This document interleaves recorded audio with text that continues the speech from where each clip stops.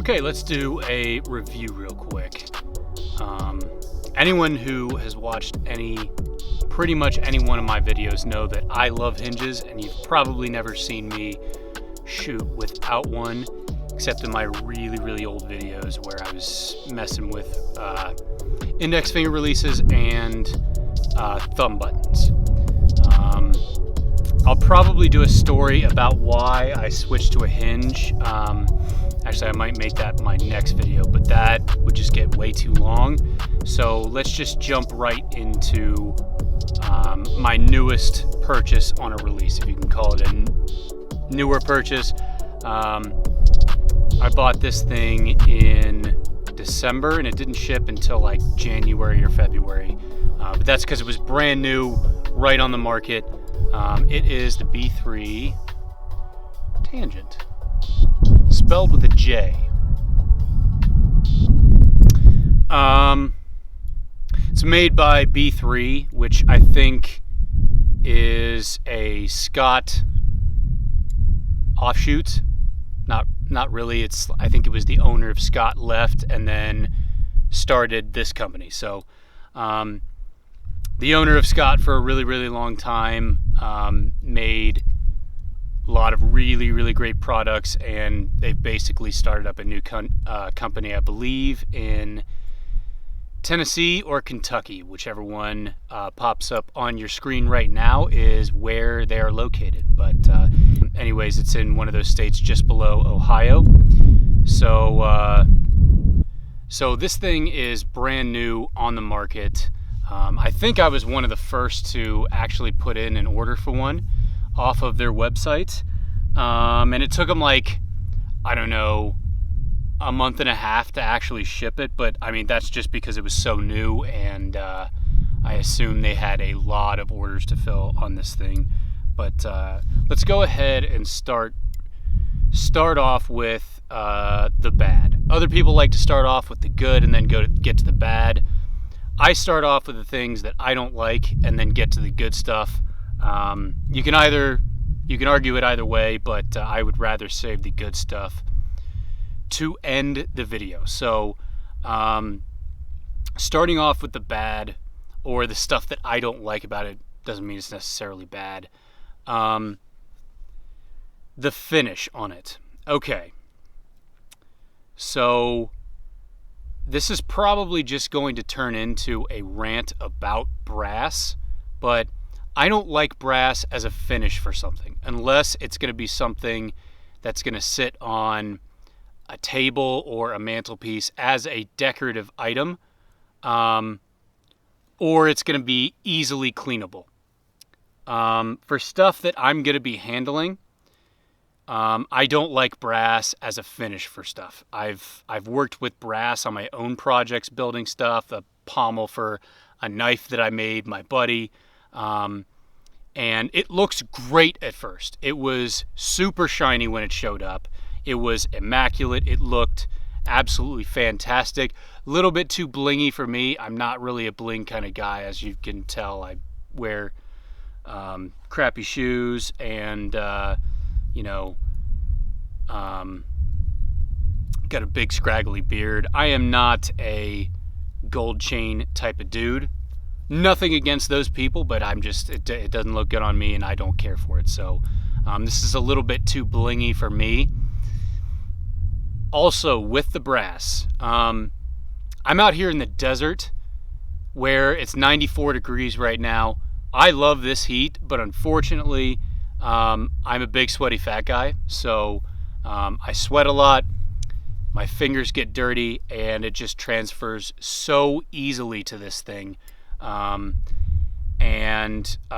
got it out of the package and took pictures of it immediately before I could even touch it all that much, to really get a sense of what it was like outside of the box. So what you necessarily see, or what you see right here, isn't necessarily what it looked like out of the box. It looked absolutely fantastic coming out of the box. I'll put up the pictures right now, but I got that thing in my hands and it tarnished immediately because my hands are dirty, sweaty, and disgusting when they get out into the desert like this. So I don't know. It's, again, I don't want to go into a big long rant about brass. It's just not my favorite finish on this stuff, and this is the only finish that it comes in. Doesn't come in. It doesn't have an aluminum feature option. It doesn't have any Cerakote options. It's just brass,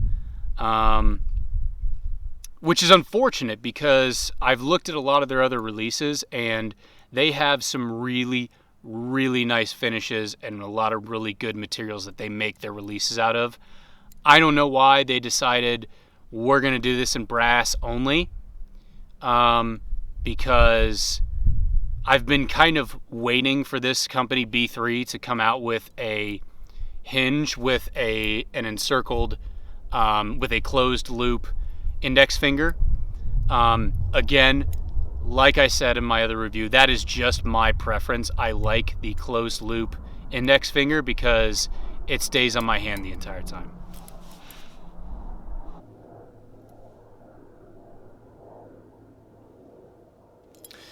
There's a lot of planes out here. I saw some V-22s. The F-22s are out today. The F-18s. A lot of airplanes out today, so my video is going to get interrupted quite a bit. But anyways, back to the finish. I've kind of been waiting for B3 to come out with a release within a closed index finger because it just stays on my hand. I can do other things while I have it on my hand, especially if I'm in a tree stand. I'm not going to be doing any tree stand hunting here in the near future, but I mean, it's just easy because I have all 10 fingers. That's the reason why I like it. That is just my preference. That is not a knock on any other release. It is just my preference for this. This is the first encircled, closed index finger release that they've come out with in terms of a hinge. They have a lot of other releases like the Omega Pro that I was interested in, but I just can't do thumb buttons. I just can't do it. I know my limitations and I can't do thumb buttons. So again, I don't know why they chose to only do a brass only option. I would kind of expect them to come out with other finishes later on this year, maybe next year, which if they do, I'm going to cry because I would want that option over this one. And unfortunately, that is the next not so good thing about this thing is it's over $200. I mean, I'll put the actual price up on the screen right now, but this is not cheap. And releases for archery are only going to get more and more expensive. I think that Nock-On that I have was around $209 when I got it, and it's now over $230, close to $240. So, and that's just in the last 2 or 3 years that it's gone up. Unfortunately, that is the way with everything. Everything is going up, so you can't really hold that against B3 for having that, or Nock-On for that matter. But this thing is not cheap. So I don't know if that has to do with the fact that they made it out of brass and not aluminum. I think brass is more expensive than aluminum. I would expect it to be more expensive than aluminum, but I digress. Yeah, this thing is not cheap, so you really got to think about that purchase before you make it. Which brings me to the next thing that I don't really care for. Because this thing is made out of brass, this thing is heavy. And it's not heavy in the sense that, like, it's going to affect anything about your performance or anything like that, but it is something where, like, it is by quite a significant margin heavier than my Nock-On release because that thing is made out of aluminum, and this thing is made out of brass. So This thing is pretty heavy. I don't think it's going to weigh you down necessarily, but I mean, obviously, if you're going on a 5 to 10 mile, if you're going into the backcountry 5 to 10 miles, like every ounce counts and it adds up. So just on that, I would take the Nock on hunting before I would take this. I can take this part off. It's sort of just a little tiny little extension, but again, that really wouldn't make all that much difference, and the bulk of the weight is in here. I think that they could have shaved some of the weight off. I mean, this thing is a tank. It's very, very overbuilt, which actually I like. It's just the material that it's made out of makes it extremely heavy for its size. So yeah, those are just a couple of things that I noticed right away that I'm not really a huge fan of. I think probably the last thing that is not my favorite thing about it is the adjustment and the moon system. And I'll lump those two together. This one uses, it's a single moon, so it uses multiple different moons. You're going to have to switch them out to get the desired travel and click or no click if you prefer either one of those. So it came with 4 moons as well as a couple of extra set screws, which is good because those set screws are tiny and they're easy to lose, and if you take them apart, the reality of losing those things increases exponentially the more that you take it apart. So it uses 1 moon, which means that if you want a click, it is machined into that moon, so you can't adjust the click and how soon or how late it comes in your shot process. So you're not really able to adjust your click at all independently of when the hook falls off the moon, if that makes sense. It probably didn't, but whatever. So if you want the click is machined into the moon at the same spot. You can't. So if you're back in your shot process and you rotate it and you get to the click, it's going to be the same distance from the click to your shot every single time. Whereas on some of the other ones where they've got independent, they've got a double moon system, one for the click and one for your fire moon. You can move that click back to really early on in your process, and then, or you can have it like right before your hook falls off the fire moon. So this one doesn't really have that. Now I believe that it's got 2 different moons with a click on them and 2 different moons without a click.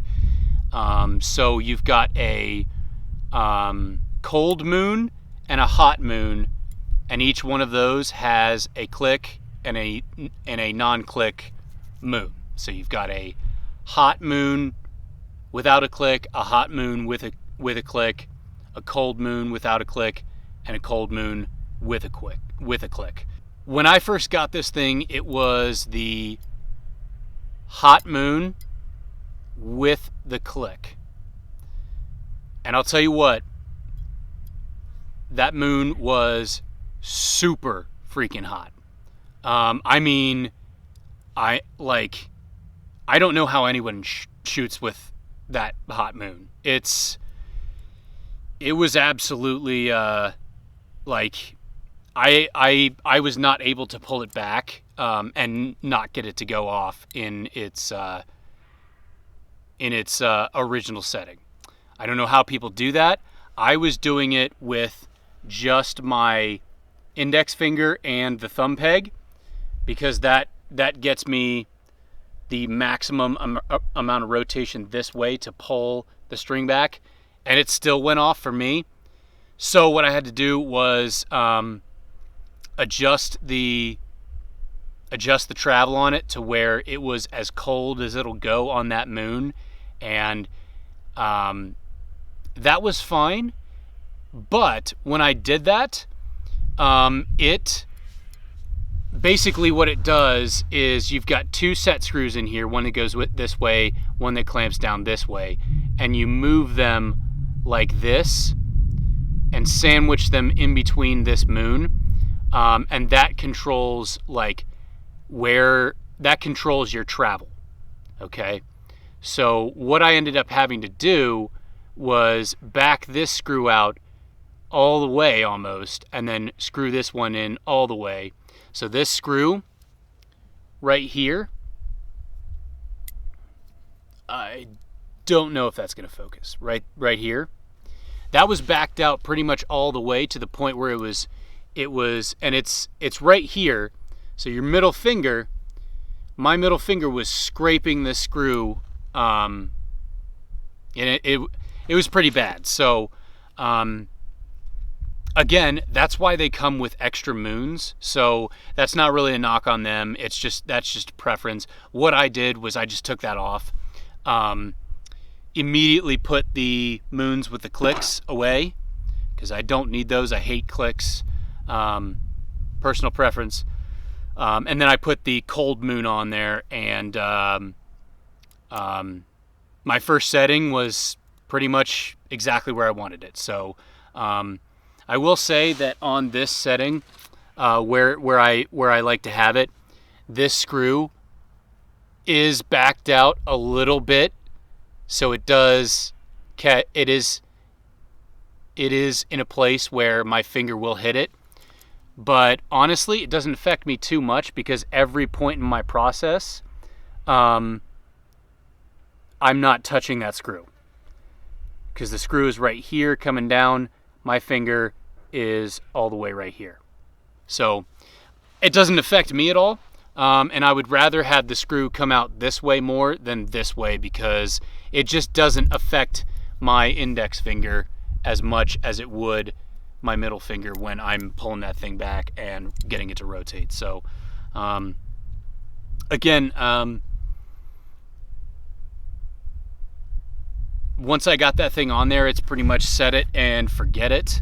I do like that they come with, if you're gonna have multiple moons like that, you come with multiple different options for click and no click. I could see there'd be nothing worse than getting a hinge for a first time and getting it with a click, and then realizing you hate the click, and then being stuck with basically a hinge that only clicks, and having to order an extra moon that without the clicks. So at least they included everything, pretty much every option that you could want, minus the ability to adjust the distance between your click and your fire. So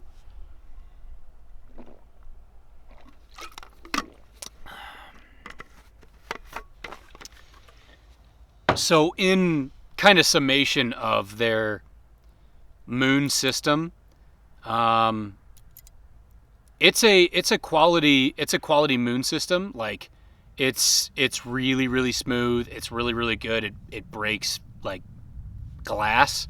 Again, I would just prefer, as a consumer, they made a double moon system where literally everything you need in there is located within the release. You never have to take this thing apart, which is what you have to do with this one. You have to take this hood, this shroud that holds the hook, off. You have to take the set screws out. You have to loosen this screw and then take the moon out, which isn't as easy as it should be. But I got it out fine. It was not a problem. It's just one of those things where like I lose things really, really easily, and I don't know. I would just prefer they do like UltraView and Nock On did, where they have everything you need located in the release for if you wanted to change it up at some point. So that is probably my only negative about the actual Moon system and the way that it functions as a hinge. By the way, that noise in the background is a train that stopped at the tracks waiting for another one to come by. All right, so we finished up with the stuff that I don't really like about it, or the stuff that is not really my preference on a couple of those. Let's get to the good stuff. The good is that this thing is very, very well made. There are no sharp edges on it. There are no burrs on it. The finish was, when I got it, was impeccable. Again, it's just because it's brass that it tarnishes immediately in my hands. Other than that, the finish that they did on the brass was excellent. I really like the logos on it. Those look really, really good, and they're in a spot where they won't rub off. Yeah, this thing is just a tank. You know that this thing is going to perform, and you can drop it anywhere on concrete, in mud, in water, and it's still going to function as it's intended to pretty much every single time. No screws have backed out, which is great. Everything is still tight on it, which is a plus for me as well. Nothing has really gone wrong. It's been absolutely delightful to shoot. Once I got it set up in the way that I wanted it to, in the way that I wanted it to be, it's pretty much stayed very consistent the entire time. I like the thumb peg on it, although you can absolutely change that out. There's a million different aftermarket thumb pegs out there, so if you hate that, I mean, like, that's kind of your problem, because you can just get another one. The knurling on here is excellent. It's grippy without cutting you, or grippy without feeling uncomfortable. The only thing that I do notice about that is that when I shoot, my fingers, I like to try to touch these together without flexing, just kind of like relax these, and these end up kind of like right here. And I've noticed that when the shot breaks, this knurling comes back and hits my thumb, which is kind of uncomfortable, but I mean, it is what it is. It's not really a problem. That's something where I'll get I'm already getting a callus right there from where it comes back and hits me, but this thumb peg is like the perfect size for me. The only thing that I would do with this thumb peg is, if I was going to run it hotter, I would move this thumb peg up a little bit more, so that I had more, so that when I'm pulling it back, instead of pulling from right here, I could pull from right here. If I was going to run the release a little bit hotter. But since I'm on the cooler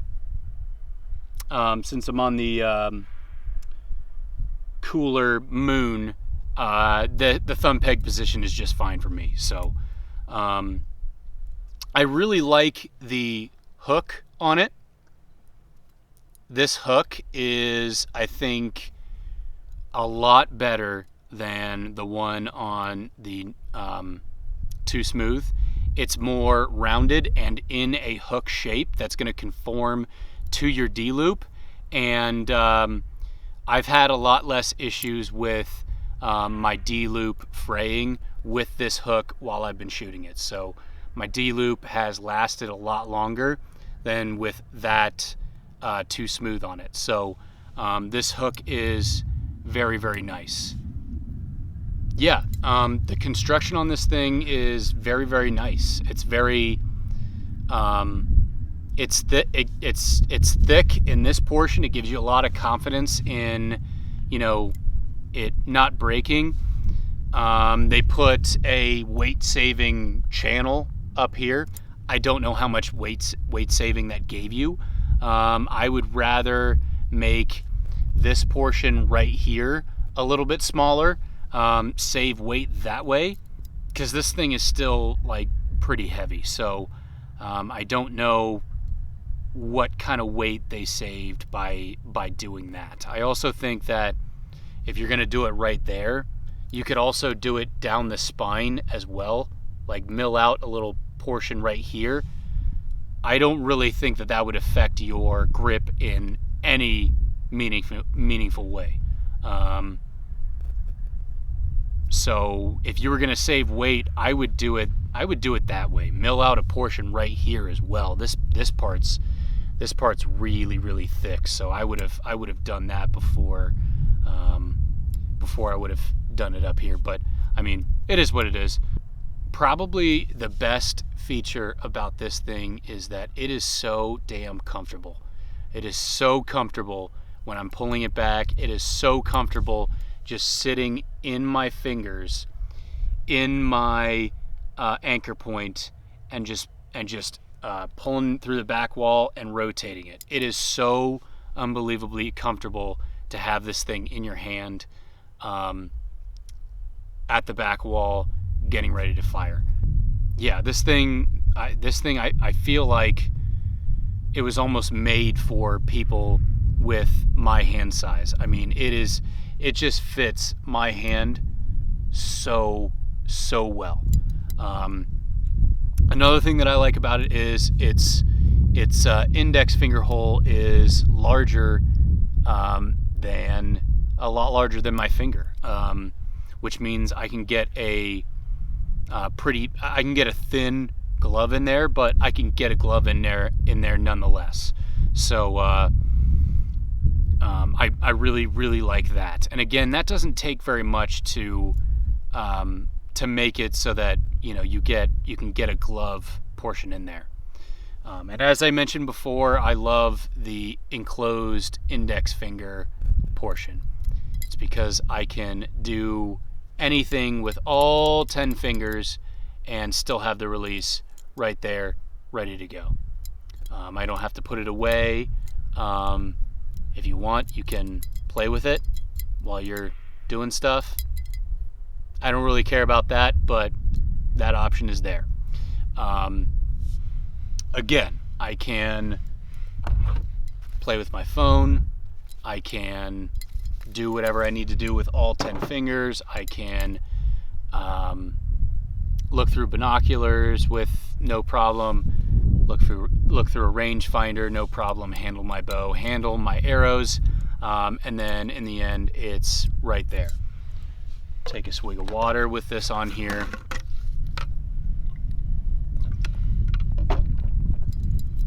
And the release is still right there. No, there's really no danger of me dropping it unless I do something stupid. So again, that's something that I look for in a release. When I'm buying releases, I look for the enclosed index finger option. Again, I don't know if that's a lot of people's preference, but you know, B3 sells a lot of releases that look absolutely amazing, especially in their like ghost color. And I want one of those. I'm just gonna wait. I wish they had done a ghost with an enclosed index finger loop. I wish they had done that, and I don't know why they didn't. That would have been so cool, and maybe call it the Tanjent Ghost or something like that. That would have been so cool to see, and I definitely would have gotten that instead of this color right here, or this finish right here, because I don't like brass very much for reasons that I already explained. But yeah, I really like this release. It's fantastic to shoot with. I know that I outlined a couple of issues that I have with this thing mainly just preferential stuff. As far as the quality of this release, it functions absolutely like a release should. It functions beautifully. It doesn't fall apart when you shoot it. It's very, very beefy, so it gives you a lot of confidence that you're not going to break it or anything like that. It is buttery smooth. The adjustment on it is actually really good. It has a lot of travel adjustment on it. Again, you've got 2 moons, and if you're looking at a spectrum of distance for how hot or how cold you want this to release, or this release to be, you've got a wide spectrum covered by 2 moons that overlap each other to give you that long distance travel that you want, or that option that you want in terms of how hot or how cold you want that release to be.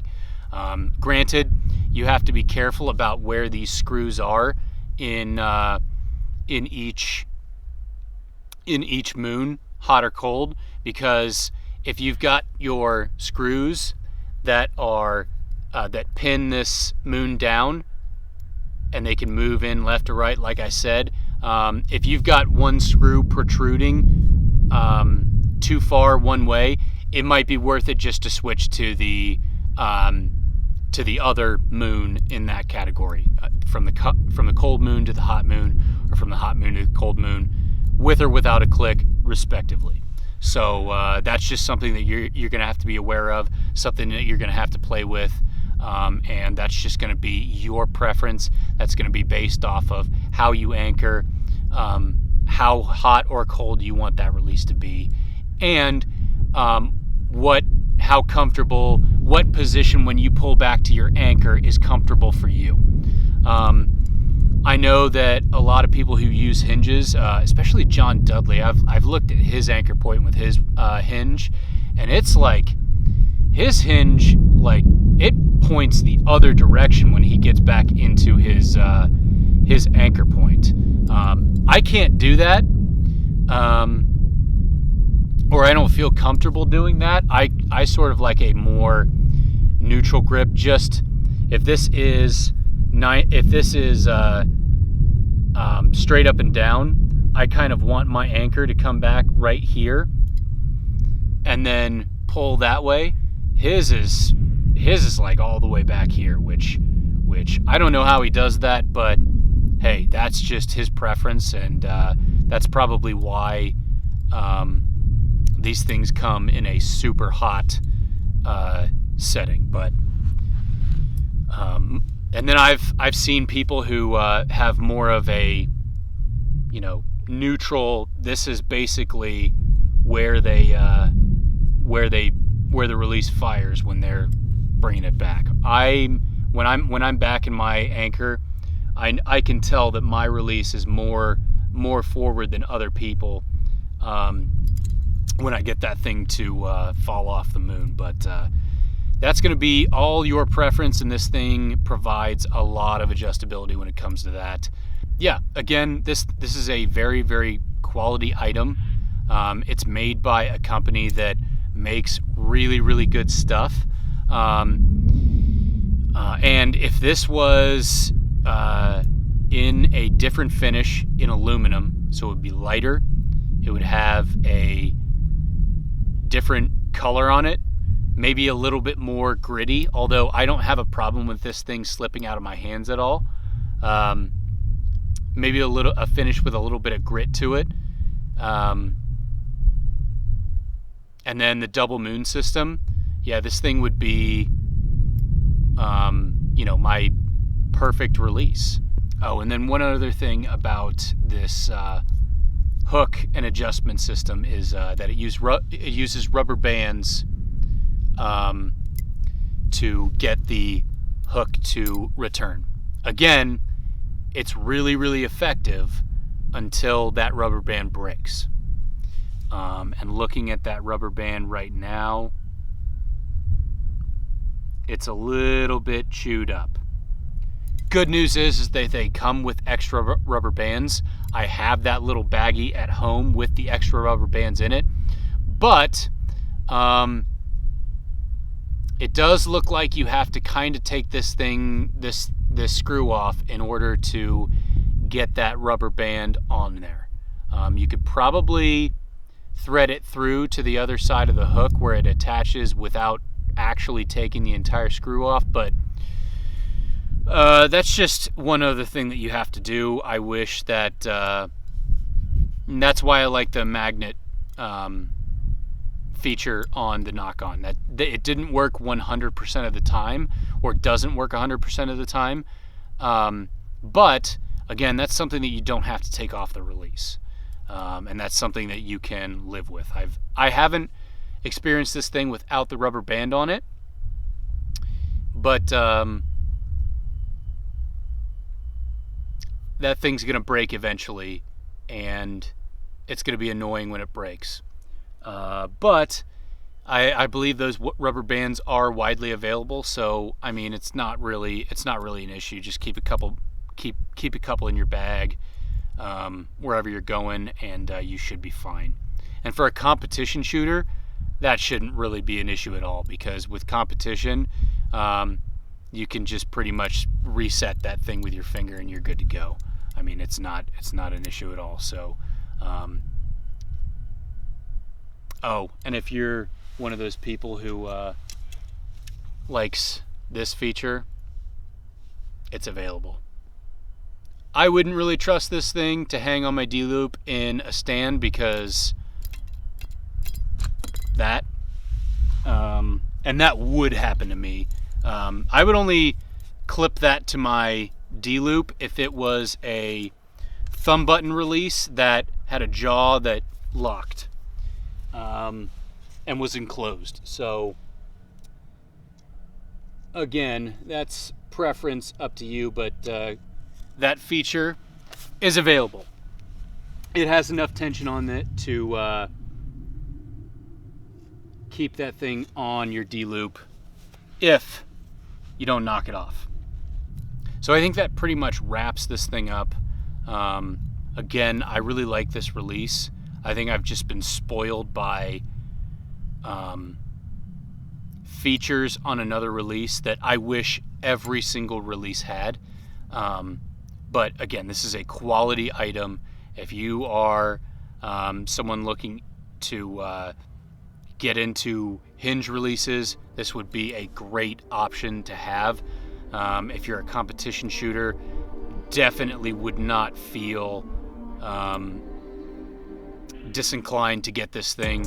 Go ahead and get it. It's the same quality as their other releases. It's really, really good. It looks nice if you polish it up, every other time you shoot it.